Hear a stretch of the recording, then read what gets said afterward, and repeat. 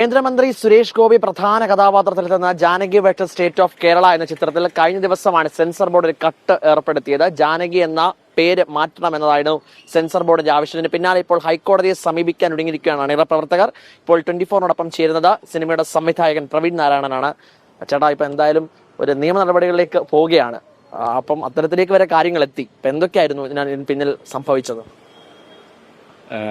നമ്മൾ ബുധനാഴ്ചയാണ് തിരുവനന്തപുരത്ത് വെച്ച് ഇതിൻ്റെ റീജിയണൽ സെൻസർ ഓഫീസ് വെച്ച് സെൻസറിങ് കഴിഞ്ഞത്. അതിനുശേഷം 13+ UA സർട്ടിഫിക്കറ്റ് ഇഷ്യൂ ചെയ്തു എന്നാണ് ഞാൻ അറിഞ്ഞത്.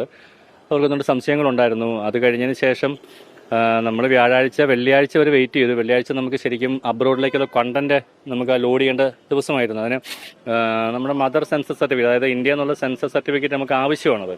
അപ്പോൾ അതിന് വെയിറ്റ് ചെയ്ത സമയത്താണ് ഉച്ചയ്ക്ക് 3 മണിയായിട്ട് നമുക്ക് സർട്ടിഫിക്കറ്റ് ഇഷ്യൂ ചെയ്യാത്തതിനെ തുടർന്നാണ് ഞാൻ പ്രൊഡ്യൂസറോട് ഇതിനെ സംസാരിക്കേണ്ട ഒരു ആവശ്യം എനിക്കുണ്ടാകുന്നത്.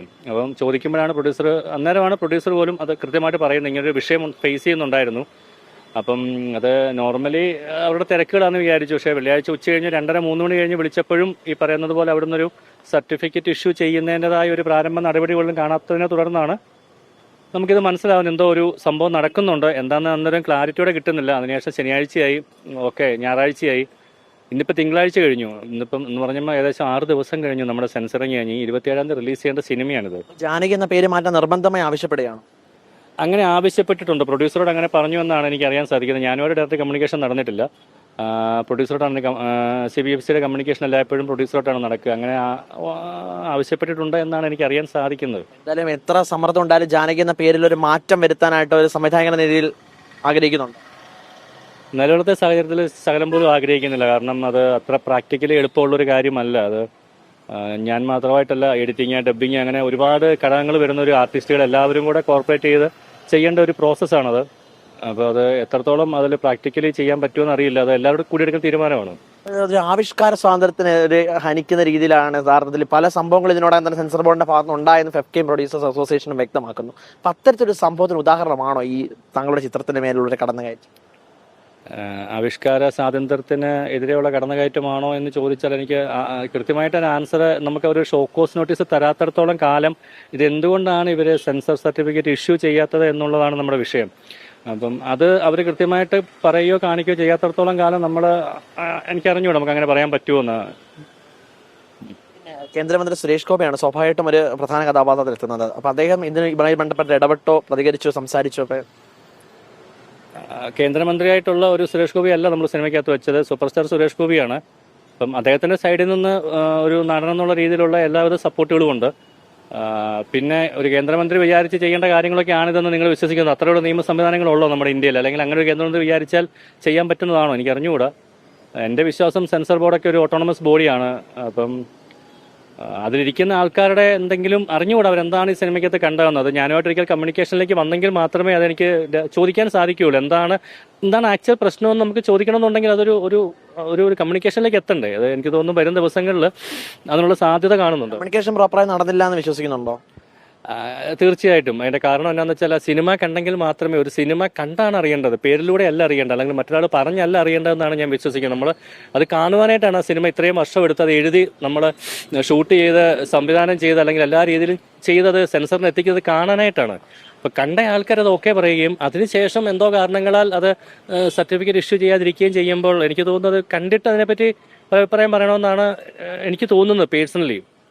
ഹൈന്ദവധാരിയായിട്ടുള്ള ജാനകി എന്നുള്ള പേര് അതിൽ സീതാദേവിയായിട്ടുള്ള ഇതാണെന്നൊക്കെയുള്ള ഒരു അഭിമുഖങ്ങൾ വരുന്നുണ്ട്. അപ്പൊ അതിനെ എങ്ങനെയൊക്കെ യോജിക്കുന്നുണ്ട് സംവിധായകൻ എന്ന നിലയിൽ?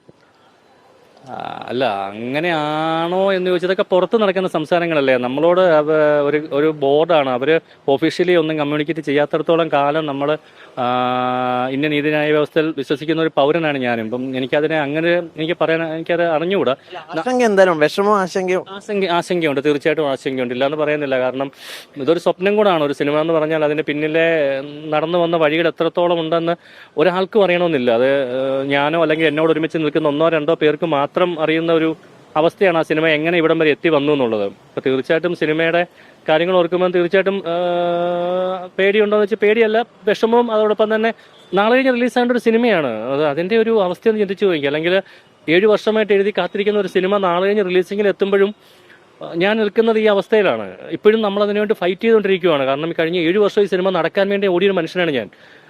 ഇപ്പോഴത് വന്നിട്ട് എന്താ പറയുന്നത്, ഞാനും എഡിറ്ററും കൂടെ ഒന്ന് സംസാരിച്ച വിഷയമാണ്. നമ്മൾ സിനിമയ്ക്കകത്ത് വേണ്ടി എഴുതിയ ജസ്റ്റിസ് ഫോർ ജാനകിയൊക്കെ ഇപ്പം റിയൽ ലൈഫിലേക്ക് വന്നുകൊണ്ടിരിക്കുകയാണ്. എന്താണ് ഇവിടെ സംഭവിക്കുന്നത് കൃത്യമായിട്ട് നമുക്ക് അറിഞ്ഞുകൂടാ. അതുകൊണ്ടാണ് നമ്മൾ ഹൈക്കോടതിയിലേക്ക് മൂവ് ചെയ്തിരിക്കുന്നത്.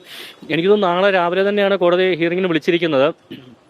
നാളെ ഉച്ചയാകുമ്പോഴത്തേന് എന്തെങ്കിലും ഒരു തീരുമാനം ഉണ്ടാവുമെന്ന് വിശ്വസിക്കുന്നു. ചോദ്യം അവസാനം, എന്ത് സമ്മർദ്ദം ഉണ്ടായാലും ജാനകി എന്നുള്ള പേര് മാറ്റാൻ ഉദ്ദേശിക്കുന്നില്ല എന്ന് പറയാമോ? അങ്ങനെ പറയാൻ പറ്റുമോ എന്ന് ചോദിച്ചു കഴിഞ്ഞാൽ, ഒരു ഫിലിം മേക്കറായിട്ടും എഴുത്തുകാരനായിട്ടും സംവിധായകനായിട്ടും ആ പേര് മാറ്റാൻ പാടില്ല എന്ന് തന്നെയാണ് ഞാൻ ആഗ്രഹിക്കുന്നതും അതിന് തന്നെയാണ് ഞാൻ നിലകൊള്ളുന്നതും. ആത്യന്തികമായിട്ട് ഇതൊരു കലയാണ്, കല പുറത്തിറങ്ങണം. അപ്പോൾ അതിനകത്ത് ഒരുപാട് ഘടകങ്ങളുണ്ട്, ഒരുപാട് എലമെൻറ്റുകളൂടെ വരുന്നതാണ്, ഒരുപാട് പേരുടെയാണ് സിനിമ. നമ്മൾ മറ്റൊരാളെ വേദനിപ്പിച്ചുകൊണ്ട് ഒരു കാര്യം ചെയ്യണമെന്ന് ഞാൻ ആഗ്രഹിക്കുന്നില്ല. ഓരോ വികാരങ്ങളും ഓരോ മനുഷ്യനും ഓരോ രീതിയിലാണ്, നമുക്ക് അറിഞ്ഞുകൂടാ. ഞാൻ എൻ്റെ അച്ഛനെ സ്നേഹിക്കുന്നത് പോലെ ആവില്ല അവനെന്തൊരു അച്ഛനെ സ്നേഹിക്കുന്നത്. അപ്പം മറ്റൊരാളുടെ വികാരത്തെ അല്ലെങ്കിൽ അയാളുടെ വിശ്വാസങ്ങളെയോ മുറിവേൽപ്പിക്കണമെന്ന് ആഗ്രഹിച്ചുകൊണ്ടല്ല നമ്മൾ ഒരു കലാസൃഷ്ടി നടത്തുന്നത് എല്ലായ്പ്പോഴും. അത് ജനങ്ങൾ കാണണം, അത് ജനങ്ങൾ ഇഷ്ടപ്പെടണം, അതിനുവേണ്ടി മാത്രമാണ്. അപ്പം നമുക്ക് അറിഞ്ഞുകൂടാ, നമുക്ക് കാത്തിരുന്ന് കാണാം അവരെന്താണ് പറയുന്നത് നോക്കാം. എന്തായാലും നിയമ നടപടിയുമായി മുന്നോട്ട് പോകുമെന്ന് തന്നെയാണ് പറഞ്ഞത്. ആവിഷ്കാര സ്വാതന്ത്ര്യത്തിന് എതിരാണെന്നുള്ള കാര്യം ഇനി കൃത്യമായ ഒരു മറുപടി കേന്ദ്ര സെൻസർ ബോർഡിന്റെ ഭാഗത്തും ഉണ്ടായെങ്കിൽ മാത്രമേ പറയാൻ കഴിയൂ എന്നും ഇപ്പോൾ സംവിധായകൻ വ്യക്തമാക്കിയിരിക്കുകയാണ്. കൊച്ചിയിൽ നിന്ന് മാഹിൻ ജാഫറിനൊപ്പം YS അഭിനന്ദ്, 24.